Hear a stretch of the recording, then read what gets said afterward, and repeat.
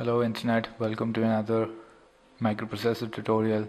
In this super important tutorial, we are going to discuss about machine cycles in microprocessor, and I'll be specifically talking about machine cycles in 8085 because they are the most simplistic and they form the basics of understanding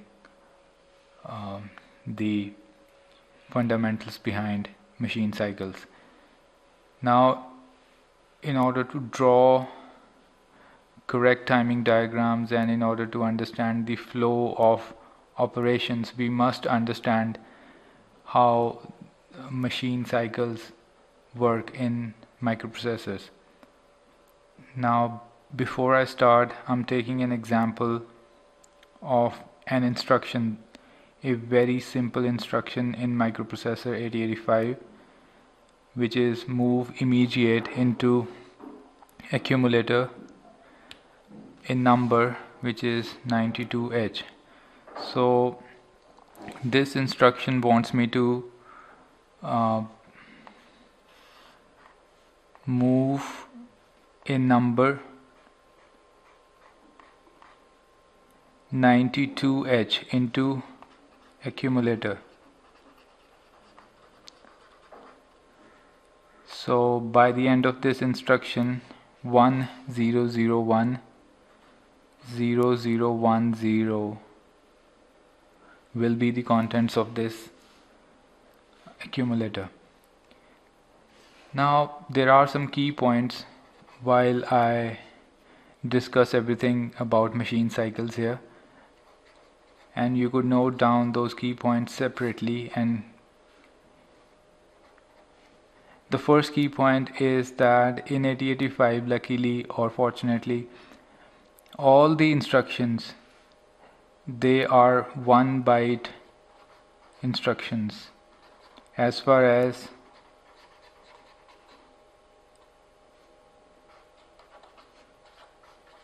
their opcodes are concerned. The size of the instruction is only exaggerated by the operands in 8085. For example, this instruction is a 2 byte instruction because 1 byte is reserved for the opcode. The opcode tells you what needs to be done, the operational code, and the subsequent bytes are of the operands, and what needs to be done is specified by MVIA, which tells the microprocessor to move immediately into the accumulator register, and then we need to specify an operand, the number that needs to be moved into A. So that has made the instruction a 2 byte instruction. Otherwise every instruction in 8085 is a 1 byte instruction as far as their opcodes are concerned. Now the third key point will be the first byte of any instruction is an opcode, which is pretty understandable. So whenever the program counter points to any instruction in the memory, it is going to be assumed that the first byte of that instruction is an opcode, and that will be the only byte, as a matter of fact, because all the opcodes are 1 byte. So in our case, my instruction is written in the memory location 2000 and 2001. This instruction, being a 2 byte instruction, is taking up 2 bytes of space in the memory, and the location of those 2 bytes are 2000 and 2001. And we know that the first instruction is an opcode. Now whenever microprocessor points, PC will point to 2000 and the first byte of any instruction is opcode, which is brought into the microprocessor and further into the instruction register. IR is instruction register. Please understand, I'm repeating this again. The first byte of any instruction is brought into the microprocessor. So this is always going to be a read operation as far as microprocessor is concerned. From the point of view of microprocessor, this is going to be a fetching or a reading operation, and that is why the name OFMC, which is opcode fetch machine cycle, and the first byte is always taken into the IR, which is instruction register. Instruction register takes the opcode and further sends it to instruction decoder. So the opcode 3E goes here, and then it goes to instruction decoder. Now instruction decoder can be thought of as a repository of all the instructions. It is a reference of all the instructions. For example, 3E will be mapped to whatever instructions are taught to microprocessor, and the meaning of 3E would be interpreted as movement of some immediate data into A. So instruction decoder has a list of all the valid opcodes, and it matches the opcode which is currently being fetched to the meaning of that instruction. So what is the meaning of 3E interpreted as? The meaning of 3E is interpreted as movement of some immediate data into A.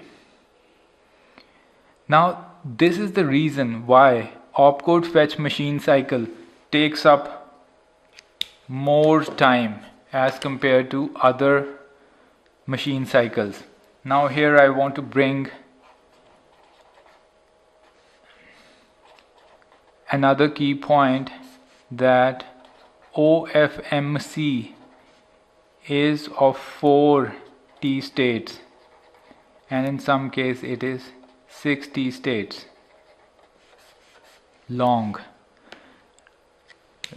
If you bring anything from the microprocessor, or if you send anything into the microprocessor, it usually takes 3 T states. But when you bring an opcode from a microprocessor, from a memory into the microprocessor, it takes 1 extra T state, and that is because it has to decode that opcode which is being brought. And once that instruction is decoded, the program counter points to the next location, and 92 is then fetched into the microprocessor and directly thrown into the register A. Now please understand, the first thing that was brought into the microprocessor was opcode, and that was referred to as opcode fetch machine cycle. The second thing that was brought into the microprocessor was just a number that was being thrown into the register A, and that is known as memory read machine cycle. Now you could very well comprehend that in the second time around, when we brought something into microprocessor, we need not decode that number. This number is a simple number that isn't to be decoded by the microprocessor, and that is why memory read machine cycle is only of 3 T states, which is the bare minimum T states which is required to bring anything from a microprocessor or send anything from the microprocessor. So all in all, this instruction would take 70 states. I'll talk about T states in detail in the lectures where we plot the machine diagrams. Now, had this instruction been something of the sort where it needed to send something to the microprocessor, then also it would have taken only 3 T states for memory write machine cycle. Memory write machine cycle also is a simple operation of copying the data from microprocessor into the memory, and it does not require any extra T state of decoding or interpretation.